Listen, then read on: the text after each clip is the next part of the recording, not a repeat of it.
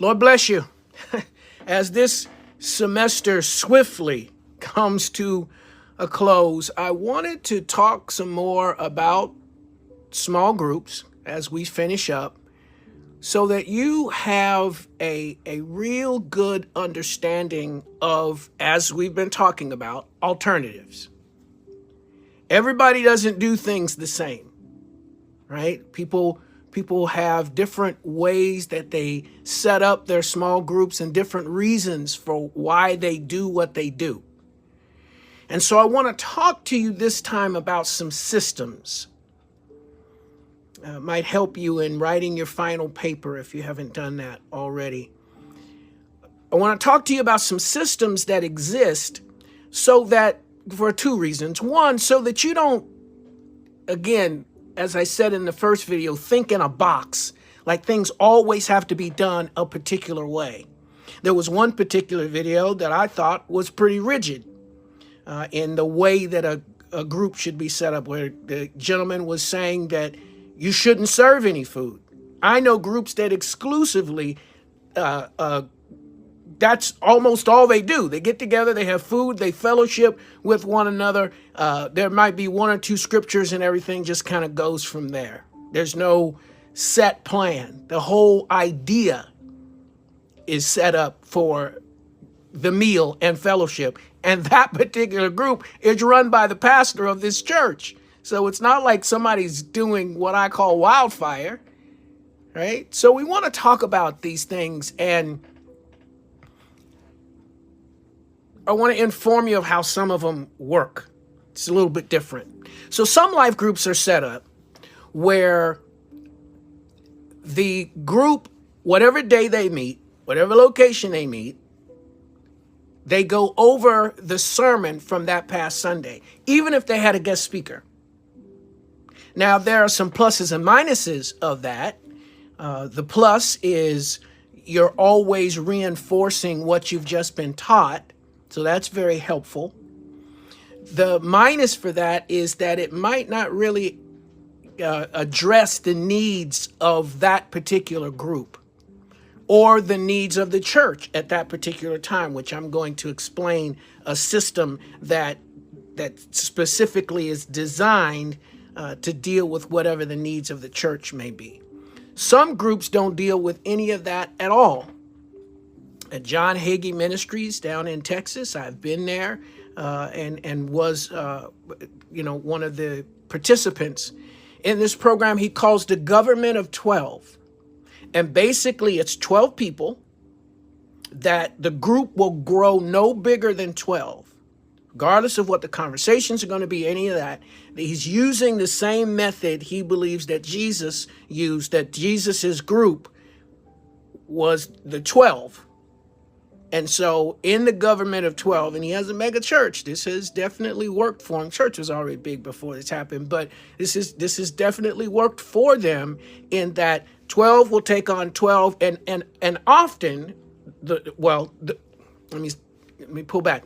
The way this was designed is he started with the first 12, and the church was much bigger than 12 when that started. They were already a mega church, but he started with the first 12, and each one of those 12 were leaders of groups of another 12, right?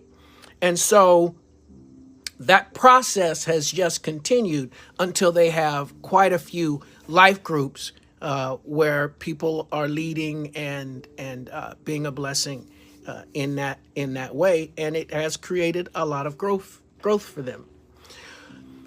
I go to a church called Zion Global Ministries. I'm one of the ministers there. I've already talked to you about the group that I lead that's called Legacy for young men between 13 and 21. And I'm also a part of a life group that meets at Dubers at a car repair shop, and it has a variety of people, men that are there, and we deal with a variety of subjects. People are pretty open about what's going on with them. But I'm also a part of a group that meets on Sundays at our church. Now, you would think Sunday school, but that's not what the group is. They do acts of service. They meet every third Thursday. to fellowship together just over a meal. They'll pick a restaurant or something like that. Or there have been activities that they've done where they've gone to, game places. I'm talking about grown men and older men, some even retired. It's really, it's an amazing kind of thing, the way that's set up. But so it's beyond that. They meet on Sundays because that's most convenient, especially for some of the businessmen and teachers and other people like that are in the group that have crazy schedules. The book that I recommended to them, I want to say recently, but that's not actually what happened, is Wild at Heart. Wild at Heart deals with a lot of issues specifically that pertain to men, rearing sons, marriage. It kind of covers all that, healing old wounds, understanding where the wounds came from, those kinds of things. And I'm just guessing, I think we've been in that book instead of what's normal for just a couple of months or something like that. The book is, it's been about 6 months. I taught chapter 4 and they're on 8 right now. And I taught chapter 4 back in April, I think it was. Yeah, March or April. So but there's no limit to the time. These are becoming healing times in this particular group. Now, it's not necessarily small. In the times that I was teaching, there were as many as 30 men in the room, and sometimes there's only, 10, 12, something like that. But it just depends. Sometimes that's seasonal. It kind of depends on what's going on. Different men that are seasoned teachers are designated to be the facilitators of the class. So there is one person that's in charge with an assistant, but there is no one person that's teaching the class. So there are many voices, and again, it's like a therapy session when it all comes down to it. So it's different, but it is a great small group. And the women do the same thing on Sundays. They have a variety of books that they go through. There is a main leader there, though, and a main teacher or facilitator for that particular group. But just different structures will ensure that people get what they need. All right? So I also want to take a look at something else we do at Zion Global, which is, let me put this back up here in a different way, which is we have a class that deals with trauma. Now, there are different kinds of trauma, and this particular class is run once a month and run by a doctor who has expertise in trauma, who has created a center for trauma. So there are conversations that happen at other times. People get farmed out if they're dealing with something that's really serious, but they do a variety of things, right? It's a small group, but they do music and art, and there are people that come from other organizations to come and be a part of this, even though we hold it at our church. And it is just a beautiful way of helping people to address with whatever those issues are. It could be childhood trauma. It could be that they've been in the military. It could be a variety of areas of trauma, but it is a safe place for them to come and to discuss whatever their issues are. And they always leave with some method of relaxation, some method of healing that they can put to use. And so it's a beautiful thing. Now, I was a part of Vineyard Westside here in the Cincinnati area, and we had a variety of types of life groups, a variety of places that they met, a variety of days of the week that they met. And there was a recovery group like we have also at Zion Global. We have a celebrating recovery group, life group, small group that meets. But this particular group that I was a part of was we would watch. We were I don't want to say we were charismatic because everybody else was charismatic as well, but we were wanting to focus on that, several of us, all of us were in prayer groups or healing ministry. And on Monday evenings, Tuesday evenings, we would feed ourselves. We would watch a sermon, Bethel Church in Reading, which I have had the privilege of attending. We would watch their service, and we would stop at strategic points. The facilitator would stop things at strategic points, and we would have discussions around what we were hearing. So we weren't using a sermon or a book or anything like that. We were watching whatever they had done on Sunday, or if there was something in particular that the facilitator thought would be fruitful for us, those are the things that we would be observing and discussing. And it was, I mean, you walked out of there feeling empowered because their messages were always in line with the things that we believed and what we were expecting from God. It was a plus, and it blessed the church because we're the people that were praying for people. We were the people that were meeting with people to help build them up. So our small group was just an amazing kind of thing to be a part of. Now, I want to talk to you about something else that's very special and dear to my heart, this particular church. Campus Community Church. Campus Community Church is unique, very unique. One thing that is unique is that many churches that have white congregations, that are mixed congregations, but this church is like 50-50 of white and black, are not normally run by a black man who happens to be from the Bahamas. But what's really cool is they are a church that believes in outreach, they believe in small groups, and they have a unique process to make that happen. And so I was telling you in the last video that I'm in a life group, I run a life group, and I have an accountability partner. And Dorian Hinsey that you see here, Dr. Dorian Hinsey, is my life partner. And man, we get into some serious, heart on the table conversations to help keep each other strong. Well, the life groups in his church are very, very powerful, very potent. And he and his wife have developed a work. They've just gone about a year ago to a second service. What I'm trying to say here is that the system works. No doubt that this system has worked. And I'm going to explain to you right now exactly what their process is. All right. So what they do is, and I'm kind of starting with the end so that I can give you this other piece. Towards the time that school is going to be out and summer is going to be starting, their life group leaders have been trying to get a feel for what's going on in their life groups, right? What are the needs of the people? What do they need to know most?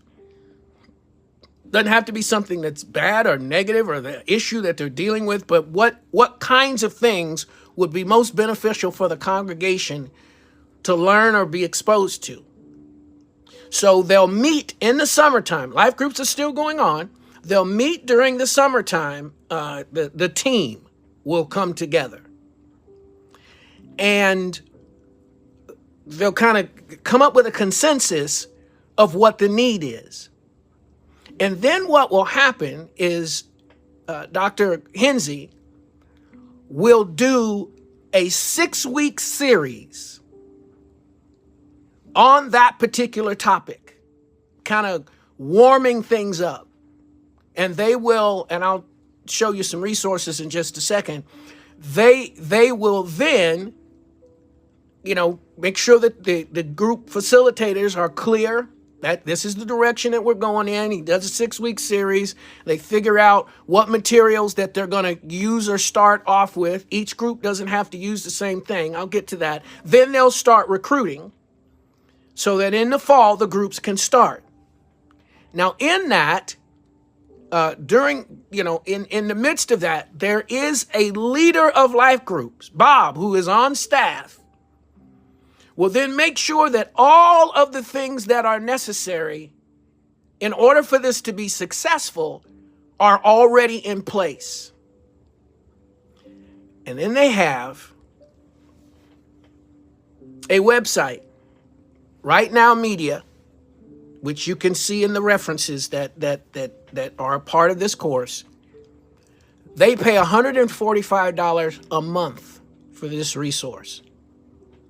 I'm grateful that they have allowed me to get in on it for free.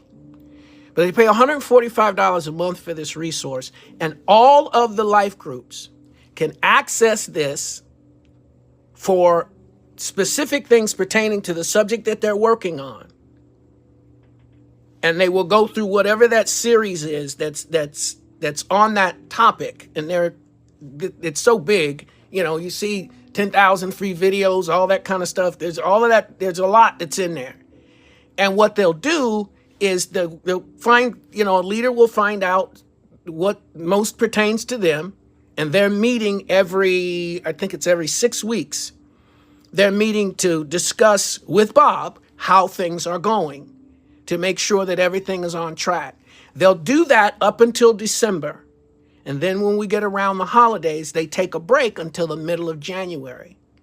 Then they'll pick the topic back up, or there will have been, depending on the feel of the group, another short series that the group will now take all the way to the summer. And then that process that I've already explained to you is kind of what takes over at that point.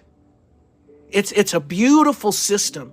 It really, really works. I don't know if I'm giving it justice, but it's very effective. The church has grown because of it. I'm hoping and I'm praying that this is more than just a course for you.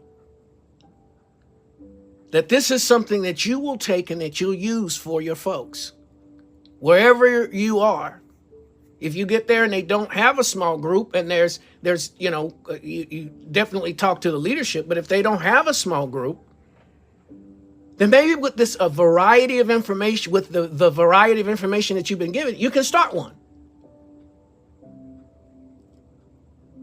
And do, again, I'm purposely being redundant with some of this, close the back door. A lot of churches lose people because the needs aren't being met. Let me give you a good example. Most of the young men that come to be with me in Legacy do not drive. They are dropped off by a parent. If they don't live close, then what is that parent doing for the next 2 hours? Now, we're in a large building with classrooms and a beautiful lobby and all of that, but what are they going to do for 2 hours? Where do they go? So what we are designing to keep from losing the young men that are coming is we're designing a small group for the parents. And we're asking them what the need is. Do you need parenting skills? You want to watch Christian videos? What is it that you need so we can close the back door? We don't start losing young men because we're not providing, right? When you see a need, you can address it. And small groups are the greatest way to do it because it creates camaraderie. We've got an industrial sized kitchen in the building. So those ladies can come in and cook and feast, and there's a dining room. They can do whatever it is they want to do. So if they just want to come together and fellowship, if they've got young kids and that's the way that they want to have dinner, as long as everything can get cleaned up and straightened back up for the next group that's coming in, why not? It blesses everybody. And when there is a need that comes up, something's going on with one of the young men or something like that, we have access, our mentors have access to those parents to have those discussions so that those things can be addressed. It's just a win-win for everybody. So I hope your experience in this right here at Pacific Island University is a good one. and one last time that you'll put this to good use. May the Lord bless you. I hope you've had a great semester. Let's finish well. Take good care. Lord bless.